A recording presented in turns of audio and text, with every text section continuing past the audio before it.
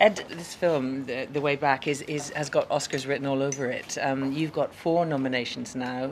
Would it make a great deal of difference to your life if you won an Oscar? No, I don't think it would make a great deal of difference to my life. I mean, it would be nice. It would be any attention that this film can get will be great, because it's not your standard fare these days in American cinema. And domestically, I don't think the release is going to be, any more than maybe 650 theaters. And from what I understand, there's not a great deal of money in the budget for advertising. So any kind of attention that it gets, the better. I worked with Peter on The Truman Show about 12 years ago, which was a couple years before I did Pollock. And I don't think I could appreciate Peter more than I did then, but if I could, I do. I love working with Peter. His dedication to, when he chooses to do a film, he really does. He like puts the blinders on, and he's so focused, and he's so researched, and he's so detailed, and he's so specific, and so committed to trying to tell the the ultimate truth of this subject matter that he's dealing with. It's great working with him. I love making films, and I just really appreciate his thoroughness, and his experience, and the way he treats everybody. He treats everybody with respect. He was an actor himself in his younger days, so he knows what it takes to to come up with the goods as an actor. He's great you can ask him anything. You have a good dialogue with him during the course of the filming. And we were a group, and he's also really wonderful at casting, because there was a group of actors that, some days we were just glorified extras, but we were working every day all together. And so you really had to have a group that was committed to telling the story and willing to be an ensemble. Yeah, in the snow and the desert and the heat and the rain or whatever it might be. And it was a great shoot. I mean, I loved making this film. Actually, as much as I got to like everybody and spend time with them, when we were filming, we were in these beautiful places, and there was no sound other than the sounds of nature, other than the fact there's 120 people on a crew yakking away. So whenever we weren't filming, I'd just get out of there. I mean, I would walk as far as I could so I could just be in the silence of the area we were in. I spent a lot of time by myself. I liked it.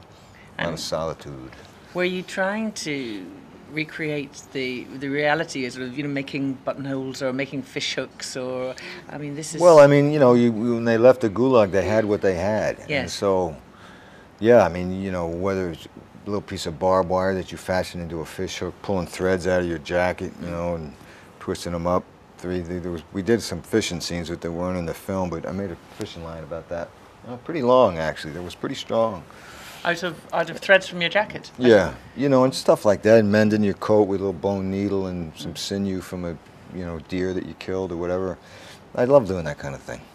I kind of got inspired to start painting again a little bit. I haven't painted too much. I always paint my wife something on Valentine's Day, but after the Pollock thing, I kind of took a break from it, to tell you the truth. Do you mind having to sell yourself and the movie? I mean, do you mind doing all these? Well, yeah. I mean, to tell you the truth, it feels a little bit odd after doing it for like 7 days in a row. But then again, it's part of the business. I mean, I think it's become more of a formulaic kind of thing for for the distributors than it used to be.